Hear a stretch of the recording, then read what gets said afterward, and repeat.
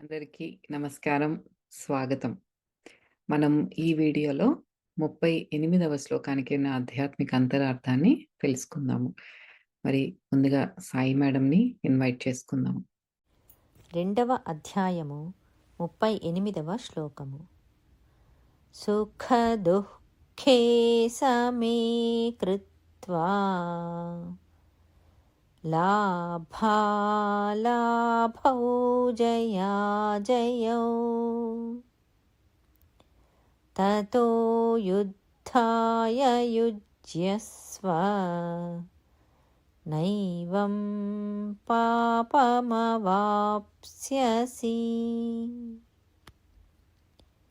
జయాపజయములను, లాభ నష్టములను, సుఖ దుఃఖములను సమానముగా భావించి యుద్ధ సన్నద్ధుడవు కమ్ము. అప్పుడు నీకు పాపములు అంటనే అంటవు. Thank you madam. మనకి 37వ శ్లోకాల్లో చాలా విస్తారంగా ఎలాబొరేట్‌గా మనకి ఎక్స్‌ప్లెయిన్ చేశారు. ధ్యాన సాధన అనేది ఎంత ఇంపార్టెంట్ అనేది మనం చేస్తూ ఉండటమే. ఇంకా అది ఫెయిల్ అయ్యామా, సక్సెస్ అయ్యామా అనేది రిగార్డ్‌లెస్. చేస్తూ ఉండటం వల్ల మనం ఈ జీవితంలో, ఈ జన్మలో సంతోషంగా ఉంటాము. అదే పుణ్యాన్ని మనం నెక్స్ట్ జన్మకి తీసుకువెళతాము.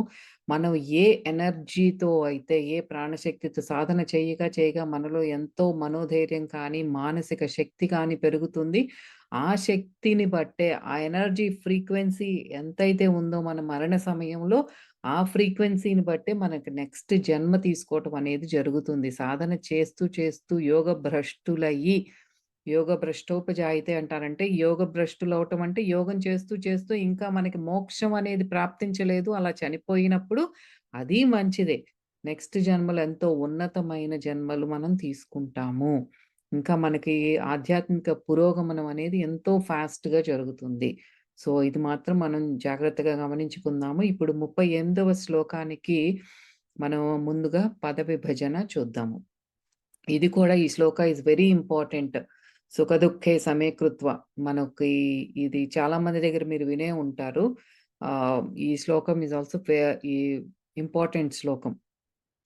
పద విభజన ఏంటి? సుఖదుఃఖే, సుఖదుఃఖాలను, లాభాలాభౌ, లాభ నష్టాలను, జయౌ, జయాపజయములను సమీకృత్వా, సమంగా భావించి, తతః అటు తరువాత యుద్ధాయు, యుద్ధము కోసము, యుజ్యస్వ, సన్నద్ధుడవు కమ్ము. ఏవం, ఈ విధముగా చేయటం వలన పాపము న అవాప్స్యసి, పొందవు. అయితే దీనికి డైరెక్ట్ మీనింగ్ ఏంటో చూద్దాము. అర్జున, యుద్ధం ఇప్పుడు నీకు అనివార్యము. యుద్ధములో హింస ఉంది. హింస వల్ల పాపము ఉంది. కానీ పాపం అంటకుండా యుద్ధం చేసే ఉపాయము ఒకటి ఉంది, చెబుతాను విను. యుద్ధం వల్ల సుఖదుఖాలు, లాభ నష్టాలు, జయాపజయాలు కలిగే అవకాశం ఉంది. వీటిలో సుఖదుఖాలను సమానంగా భావించి, ఆ సమభావంతో యుద్ధము చేసినచో, ఆ స్థితిలో ఎంత పెద్ద యుద్ధం చేసినా సరే నీకు పాపము రవ్వంత కూడా అంటుకోదు. ఇది వింటే మనకి ఏమనిపిస్తుంది? ఇక్కడ చాలా మందికి వచ్చే సందేహం ఏంటంటే, శ్రీకృష్ణ పరమాత్మ యుద్ధాన్ని అంటే హింసను ప్రోత్సహిస్తున్నారా? అని అందరికీ వచ్చే ఒక డౌటే ఉంటుంది. మనకి మీకు గుర్తున్నట్లయితే 32వ శ్లోకంలో పరమాత్మ చెబుతారు ఏమని? మనము కోరకనే కర్మానుసారము ధర్మయుద్ధం చేసే అవకాశం వచ్చినప్పుడు, క్షత్రియుడైనటువంటి వాడు ఆ అవకాశాన్ని వదులుకోడు. అలా యుద్ధం గనక చేయవలసి వస్తే, అది ఎలా చెయ్యాలో ఈ శ్లోకం ద్వారా మనకు పరమాత్మ వివరిస్తున్నారు ఇక్కడ. తను యుద్ధం ఎలా చెయ్యాలి? యుద్ధం అది ధర్మయుద్ధము చెయ్యవలసి వచ్చినప్పుడు చెయ్యాలి. అది క్షత్రియుడికి ఉన్న కర్తవ్యం అది. అంటే క్షత్రియ స్థితిలో ఉన్న మన సాధకుడికి కూడా యోగ సాధన అని చెప్పారు. ఆ సాధన చేస్తూ మనలో ఆ ప్యూరిఫికేషన్ ప్రాసెస్ జరుగుతూ ఉన్నప్పుడు మనలో ఉన్న ఆ మక్కి ఏదైతే ఉందో ఆ మురికనేది వదలగొట్టుకుంటున్నాము. అది ధర్మయుద్ధము. అది చెయ్యవలసిన కర్తవ్యం మనకుంది. అలా చేసే క్రమములో మనకి మట్టి అంటకుండా, ఎటువంటి మచ్చ రాకుండా చేసే పద్ధతి ఒకటుంది. అది నీకు ఆ ఉపాయం చెప్తాను అని చెప్తున్నారు, వివరిస్తున్నారు పరమాత్మ. అది మనకిప్పుడు ఆధ్యాత్మికంగా ఎలా తీసుకోవాలో చూద్దాం. ఏంటి ఇది ఆధ్యాత్మిక అంతరార్థం ఏంటి అంటే, సుఖము, దుఃఖము, లాభము, నష్టము ఏ పరిస్థితి ఎదురైనా సరే సమాన భావంతో చూస్తూ యోగ సాధన చెయ్యి. అప్పుడే నువ్వు ఆ పరబ్రహ్మన్, ఆ బ్రహ్మంలో ఐక్యమవుతావు. అంటే మోక్షాన్ని ప్రాప్తింపచేసుకుంటావు అని చెప్తున్నారు యోగిరాజుల వారు. దీనికి పరమహంస యోగానంద గారు ఏం చెప్తున్నారో చూద్దాం. ఇక్కడ కూడా చాలా రకాలుగా మనకి వివరించి చెప్తున్నారు. జాగ్రత్తగా ఎవరికి వారు అన్వయించుకోండి మీ జీవితాల్లోకి. ఆధ్యాత్మిక శక్తి అనేది ప్రబలంగా ఉన్న భక్తుడు. ఇప్పుడు మనకి చూసాం కదా! మనం ఇప్పుడు ఆధ్యాత్మిక శక్తితో ఉన్నాము. ఎంతో మనకి ఆ మానసిక శక్తి అనేది ఎక్కువగా ఉంది అంటే, మన వెనకాల జన్మలలో మనం ఎంతో సాధన చేశాము. అలా ఉన్న ఒక భక్తుడు ఉక్కులాగా దేనికి చెలించడు. ఎందుకంటే తనలో ఉందంతా ఆ డివైన్ పవర్‌తో ఉన్నాడు. తాను ఎంతో సుఖ సంపదలతో, లాభాలతో నిత్యం అన్నిట్లోనూ విజయం సాధిస్తూ ఉన్నా, లేదా ఎంతో దుఃఖాన్ని, నష్టాన్ని, అపజయాన్ని భరించే పరిస్థితి వచ్చినా సరే, ఈ రెండిటిని ఏది సుఖాన్ని, దుఃఖాన్ని, జయాన్ని, విజయాన్ని ఈ రెండిటిని సమభావంతో, సమదృష్టితోనే చూస్తూ స్థిరంగా, స్థితంగా ఉంటాడు. ఇటువంటి వ్యక్తిని ఏ కర్మ కూడా, ఏ గ్రహాలు కానీ ఏది కూడా ప్రభావం చూపించలేవు. Nothing can influence, nothing can effect that Yogi. ఆ వ్యక్తి ఎవరు అంటే స్థిరంగా, స్థితంగా ఉన్నవాడు. మనకి శ్రీరాముడిని చూస్తే అంతే గదా! ఒకరోజేమో పట్టాభిషేకం చేయాలి అంటారు. నెక్స్ట్ డే నేమో నువ్వు అడవులకి పో అన్నా సరే, ఆయన స్థిరంగా ఉన్నారాయన. అక్కడ ఇటు సుఖాలొస్తున్నాయి, రాజ్యకాంక్ష లేదు. నేను రాజునవుతున్నాను అన్న ఆ హైపర్ స్టేట్‌లోనూ లేరు. అలా అని నెక్స్ట్ డే అడవులకి పంపించేస్తున్నారు నాన్నగారు అన్నది ఆ డిప్రెషన్ స్టేట్‌లోనూ లేరు. రెండిటిని సమభావంతో ఉన్న వాళ్ళు మాత్రమే ఆ సమదృష్టితో చూసేవాళ్ళు ఎటువంటి కర్మ కూడా వాళ్ళని ఏమి చెయ్యదు అని చెప్తున్నారు. పరమాత్మ ఆడిస్తున్న ఈ జగన్నాటకంలో ప్రశాంతంగా తన నా రోల్ ఏదైతే ఉందో నేనది ప్లే చేస్తున్నానంతే. నా రోల్ నేను పోషిస్తున్నాను. ఆ నాటకంలో ఇది నా పాత్ర అంతే. దాన్ని పోషిస్తున్నాను అని అన్నిటిని సమాన దృష్టితో చూసే వ్యక్తి భావోద్వేగాల వల్ల కలిగే బాధలు కానీ, భయాలు కానీ, ఎటువంటి వేదన కానీ అన్నీ ఏమీ లేకుండా స్వేచ్ఛగా హాయిగా ఉంటాడు. ఇదే మనం ఇలా ఉండాలి అని మనం సంకల్పించుకోవాలి. అంతేగాని నిత్యం మన ఇంట్లో జరిగే చిన్న చిన్న వాటికి కూడా ఓకే ఆగా గందరగోళం అయిపోకూడదు. నా రోల్ నేను ప్లే చేస్తున్నాను అంతే. That's it. ఇప్పుడు యోగ సూత్రాల్లో కూడా ప్రథమ సూత్రం ఏంటి అంటే మానసిక సమతుల్యత, మెంటల్ ఈక్విలిబ్రియం, ఆ మెంటల్ బ్యాలెన్స్ అనేదే ప్రథమ సూత్రం. మనం అది ప్రాక్టీస్ చేసినట్లయితే గనక అది మనల్ని మాయ ఆ మాయ ప్రభావం నుండి కూడా కాపాడుతుంది. ఏంటి ఆ మాయ? మన సిట్యుయేషన్‌కి పైకి, కిందకి చలించిపోతూ ఉంటామే అదే మాయ అంటే. ప్రతి దానికి రియాక్ట్ అవ్వటమే మాయ అంటే. మాయ అని ఎందుకు అంటున్నామంటే మనం ఆ ప పరమాత్మ స్థితిలో లేకుండా ఆయన ప్రతిబింబాలము అన్న మనం డిస్కోర్సెస్ విన్నా సరే, ఎంతమంది గురువుల దగ్గర విన్నా సరే, ఆ సిట్యుయేషన్ వచ్చినప్పుడు మనకి గుర్తుకు రావట్లేదు. అందుకనే మనం అంత ఎమోషనల్‌గా స్పందిస్తున్నాము. ఆ స్పందన వల్లే మనం ప్రతి సిట్యుయేషన్‌కి ఎస్పెషల్లీ ఏదైనా దుఃఖం ఫేస్ చేయాల్సొచ్చినప్పుడు, విపత్కర పరిస్థితి ఫేస్ చేయాల్సొచ్చినప్పుడు ఆహ్, ఆహ్, మన స్పందన శక్తి అనేది ఆహ్, మనం పంపించే ఆ ఫ్రీక్వెన్సీని బట్టి దానికి ప్రాముఖ్యత ఎళ్ళిపోతానంటే ఇంకా దుఃఖంలోకి మనల్ని మనమే నెట్టేసుకుంటున్నాం. అయ్యో! ఇది జరగలేదు. అయ్యో! ఇదెందుకు జరగలేదు? అయ్యో! ఇది నాకు నచ్చినట్టు ఎందుకు జరగలేదు? ఈ మాటలే రిపీటెడ్‌గా అనే కొద్దీ మనల్ని బాధిస్తాయి. మన పక్కన ఉన్న వాళ్ళని కూడా బాధిస్తాయి. అదే మనం గమనించుకోవాల్సింది. ఆ ఎమోషన్స్‌ని, ఆ స్పందన మనలో నుంచి ఎట్లా వస్తాంది, ఇవన్నీ కూడా మనం నిత్యం గమనించుకుంటూ, అట్లా రాకుండా ఎలా ఉండాలి, మనల్ని మనం ఎలాగా స్థిమితంగా పరుచుకోవాలి అన్న దాని మీద దృష్టి పెట్టాలి మనం. ఈ ఇన్నర్ కంపోజర్‌తో అంటే ప్రశాంతంగా, స్థిరంగా ఉన్న యోగిని ఏ పరిస్థితి ఏమీ చేయలేదు. ఎటువంటి విపత్కర పరిస్థితి అయినా సరే తాను చేయవలసిందేంటి అని చూసుకొని చేస్తాడు. అంతే. That's it. అయిపోయింది. ఆ స్థితిలో లేని వాళ్ళు మనమేం చేస్తున్నాం, ప్రతిదానికి ఏంటో పూనకం వచ్చినట్టు ఊగిపోతూ, ప్రతిదానికి అంత 10 మందికి ఫోన్‌లు చేసేయటం. అమ్మ నాకిదొచ్చేసింది. అమ్మో! మా ఇంట్లో వాళ్ళకి ఈ పరిస్థితొచ్చేసింది. ఎందుకింత గందరగోళం ఎందుకు నాకర్థం కాదు. ఎంతమంది చెప్పినవి విన్నా సరే, గొప్ప గొప్ప వాళ్ళు గురువులు చెప్పేదంతా కూడా ఇదే. ఒక్కటే మాట మీరు వర్తమాన క్షణంలో ఉండండి. ఆ సమతుల్యత మెంటల్ బ్యాలెన్స్‌తో ఉండండి. ఆ స్థిత ప్రజ్ఞత అనేది అదే మనం ప్రాక్టీస్ చేయాల్సింది. ఎందుకు మనలో రాట్లేదు ఆ ఇన్నర్ కంపోజర్, ఆ ప్రశాంతత ఎందుకు రాట్లేదు? ఎక్కడ తప్పు పోతున్నాం మనం? ఎందుకు ఆ స్థిరత్వం రాట్లేదు? ఒక్కసారి మనం గమనించుకోవద్దా? ఎందుకు ఇన్ని గంటలు గంటలు ఏయో వీడియోస్ కనిపించిన యూట్యూబ్‌లో కనిపించిన వీడియోస్ అన్నీ చూస్తున్నామే. ఏదో సాధన చేస్తున్నామే. అది కూడా మెకానికల్‌గా ఏదో చేస్తున్నాము. What's going on? ఒక్కసారి మనం గమనించుకోవాల్సిన పని లేదా? సో, అదే చెప్తున్నారు. యోగికి ఇవన్నీ ఏవి కూడా పట్టవు. నా రోల్ ఏంటి? సరే నాకు కుటుంబంలో ఒక పరిస్థితి వచ్చింది. దీని గురించి నేనేం చేయాల్సింది ఏంటి? ఒక ఫోన్ కాల్ చేయాలా? లేకపోతే ఎవరితోనన్నా మాట్లాడాలా? ఒక ఫైనాన్షియల్‌గా నేనేదన్నా సెటిల్ చేయాల్సినయి ఉన్నాయా? ఏదో ఒకటి మనం చేయాల్సిన పని మీద మనం దృష్టి పెడితే ఈ మైండ్‌ని కొద్దిగా స్విచ్ ఆఫ్ చేసేసి రిపీటెడ్‌గా అమ్మా ఇదెందుకవుతోంది? అదెందుకవుతోంది? అదా అయితే ఇలా అయ్యేదేమో, ఇలా జరగకపోతే బాగుండేది. ఈ సుత్తి అంతా ఎందుకు? Just what you have to do, do thought. That's it. అంతే. ఈ ఊగిపోవటం తగ్గిపోవాలి మనలో.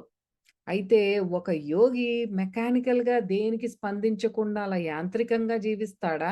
ఇంకేం స్పందన ఉండదా యోగికి అంటే అట్లా కాదు తీసుకోవాల్సింది. ఈ ద్వంద్వత్వాల నుండి దూరంగా ఉంటాడు ఒక యోగి. విచక్షణ ఉంటుంది ఆయనలో.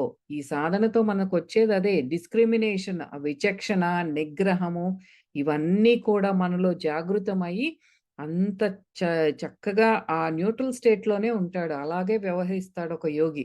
అతనికున్న ఒకే ఒక్క యాంబిషన్ ఏంటి మనసులో ఉండేదేంటి అంటే, పరమాత్మకు నేనింకా ఆ సరెండరెన్స్ అనేది వచ్చేస్తుంది ఆటోమేటిక్‌గా. ఇంకా ఆయనకి అంకితం అయిపోయి, అంకిత భావంతో నేనున్నది ఏంటి?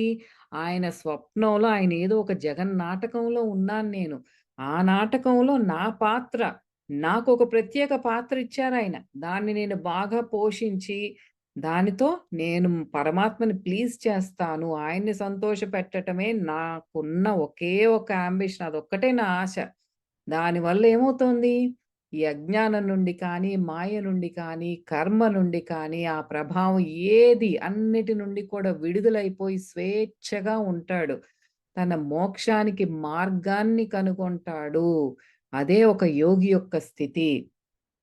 ఈ భగవద్గీత ఈ 38వ శ్లోకం ఒక ప్రాపంచిక మనిషికి ఎట్లా అన్వయించుకుండాలో యోగానంద గారు ఇట్లా చెప్తున్నారు.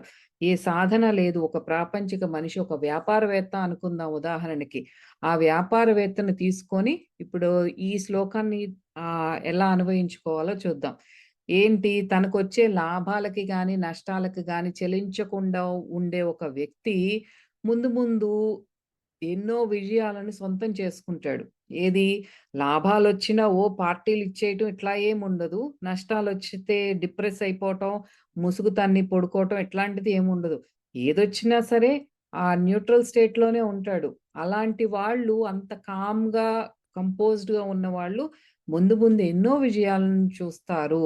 అట్లా గాకుండా సక్సెస్ వచ్చింది బాగా పార్టీలిచ్చేసి ఉబ్బితబ్బిబ్బయిపోయి ఇంకా అలాంటి వాళ్ళకేంటంటే విజయం అనేది తాత్కాలికంగానే వరిస్తుంది.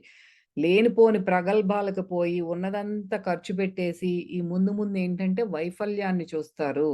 అంత పైగా వెళ్ళినాళ్ళేంటి, కొంచెం సక్సెస్ రాంగానే బాగా పైకెళ్ళిపోయి ఇట్లా పార్టీలు చేసుకునే వాళ్ళేంటి అంటే, ఒకవేళ నష్టం గనక వస్తే వాళ్ళకి అంతే కుంగిపోతారు. మనం ఎంత పైకి వెళతామో అదే గుర్తుపెట్టుకోవాల్సింది. ఎంత పైకి వెళ్తే అంత కిందకి పడిపోతాము.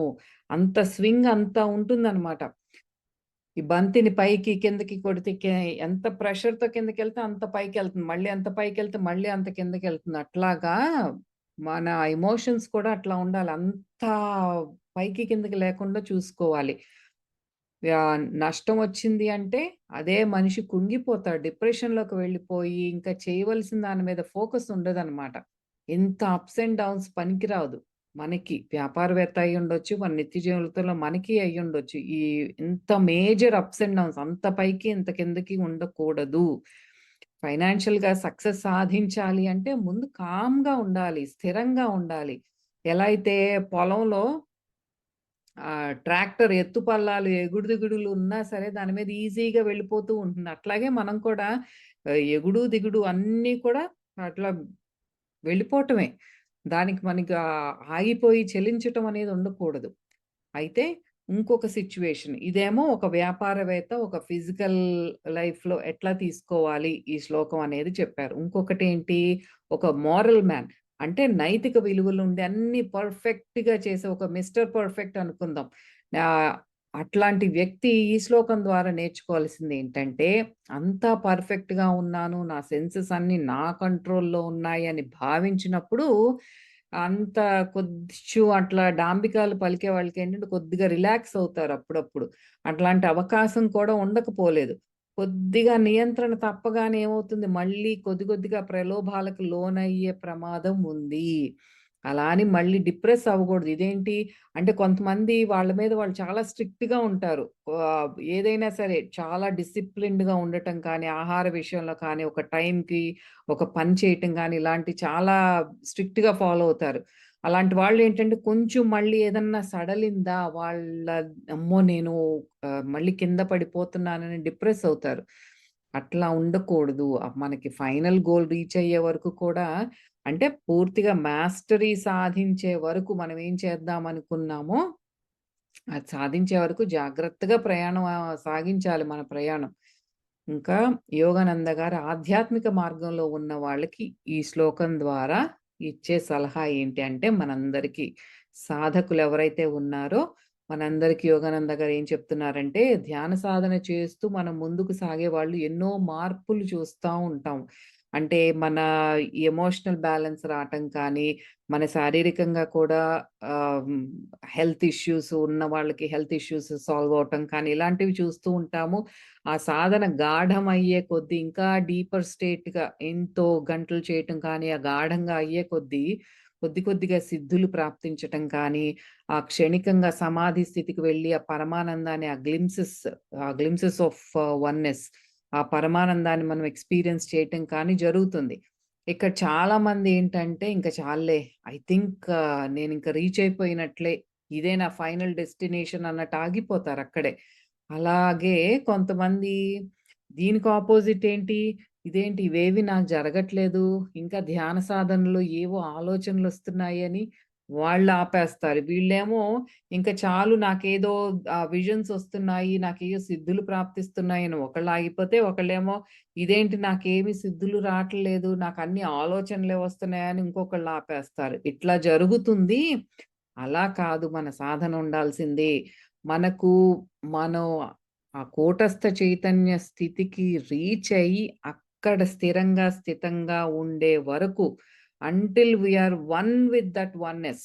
ఆ స్పిరిట్ పరమాత్మతో మనకి చేరుకునే వరకు మనం చాలా ఎరుకతో గమనిస్తూ ఉండాలి. ఈ మార్పులనేవి జరుగుతూ ఉంటాయి. గమనించండి అంతే.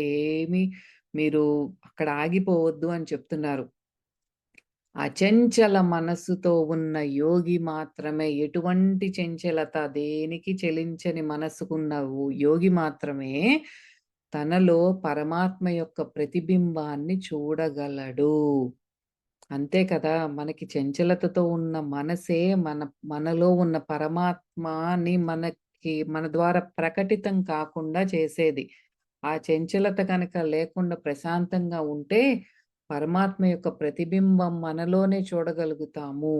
ఒక యోగిలో ఉండే ప్రశాంతత ఎక్స్‌రేస్ లాంటిది. ఇక్కడ యోగానంద గారు చెప్తున్నారు. ఆ ప్రశాంతత ఎలాంటిదంటే ఎక్స్‌రేస్ లాగా బాహ్యంగా కనిపించే అడ్డంకుల నుంచి ఎక్స్‌రేస్ అంతే గదా! ఇప్పుడు ఒక మనిషిని నుంచోబెడతాం. డైరెక్ట్‌గా ఆ స్కిన్‌ని అన్నిటిని చొచ్చుకొని పోయి ఆ బోన్స్‌ని బాగా హైలైట్ చేస్తుంది. ఎక్స్‌రేస్ ఎప్పుడన్నా చూసినట్లయితే. అదే చెప్తున్నారు ఉదాహరణకి. ఆ మధ్యలో బాహ్యంగా కనిపించే అడ్డంకులన్నిటిని ఛేదించుకొని అందరి లోపల నిగూఢంగా ఉన్న దైవాన్ని చూడగలుగుతారు. ఎవరు? ఒక యోగి. ఎందుకంటే అతనిలో ఆ ప్రశాంతత ఉంది. ఆ ప్రశాంతత ఆ ఎక్స్‌రే లాగా చొచ్చుకుని పోయి ప్రతి ఒక్కళ్ళలోనూ దైవాన్ని చూడగలుగుతారు. అదే వన్నెస్ అంటే. ఆ స్థితిలోకి మనం రావాలి. అంతేగాని మన ఇంట్లో వాళ్ళని తిట్టుకోవటం గానీ, బంధువులు కానీ, ఈ మనకి నిత్యం ప్రతి కుటుంబంలో కూడా ఎన్నో గొడవలు. ఎవరున్నారిప్పుడు రిలేషన్‌షిప్స్ అంటే ఒక విలువ లేదు. ప్రతి ఇంట్లోనూ ఈ కోర్టు గొడవలు ఇలాంటివి ఎక్కువైపోతున్నాయి. మనలో మనము పరమాత్మను చూసుకోవట్లేదు. అలాగే ఎదుటి వ్యక్తిలో కూడా మనం చూడలేకపోతున్నాం. ఆ దైవాన్ని చూడలేకపోతున్నాము. ఎందుకంటే మనం అంత చంచలతతో మనసంత గందరగోళంలో ఉన్నాం మనం. ఇది మనకి యోగానంద గారు చాలా అద్భుతంగా చెప్పారు. ఈ ఎగ్జాంపుల్ ఆ యోగిలో ఉన్న ప్రశాంతతే ఎక్స్‌రేస్ లాగా చొచ్చుకొని పక్క వాళ్ళలో ఉన్న దైవాన్ని చూడగలుగుతుంది అని. అదే మనం ప్రాక్టీస్ చేయాల్సింది కూడా అంత హయ్యర్ లెవెల్‌లో ప్రాక్టీస్ చేయాలి మనం. సాధకులందరూ కూడా ఇలా స్థిరత్వంతో ఉండాలి. ఇనీషియల్ స్టేజెస్‌లో చూసే ఈ దృశ్యాలు కానీ, ఇక్కడేయో కనిపిస్తున్నాయి, ఆలోచనలెక్కువొస్తున్నాయి అని కానీ చలించకూడదు. అప్పుడే ఒక యోగి నిత్యమైన, శాశ్వతమైన ప్రశాంతతను అనుభూతి చెందుతాడు. అన్నీ ఇవన్నీ కూడా మధ్యలో వచ్చే అలలు, ఆ తర్వాత ఇంకా సముద్ర గర్భంలోకి వెళ్ళి ఆ ప్రశాంతతని చూసి అక్కడ స్థిరంగా ఉండే వరకు మన సాధన అనేది కొనసాగుతూనే ఉంటాయి. ఇదే లాభాలాభం, జయాజయం ఏమీ వద్దు. ఆ ద్వంద్వత్వాల నుండి మనం బయటికి రావాలి. నిత్యం యుద్ధం జరుగుతూనే ఉండాలి. ధర్మయుద్ధము సాధన. సో, ఇదే మనం 38వ శ్లోకానికి ఉన్న ఆధ్యాత్మిక అంతరార్థము. దీంతో 3 భాగాలు పూర్తి చేసుకున్నాము. నెక్స్ట్ వచ్చేది బుద్ధి యోగము. యోగంలోకి అడుగు పెడుతున్నాము. ఇంకా అద్భుతంగా ఉంటాయి. ఒక్కొక్క శ్లోకాకి వివరణ అనేది.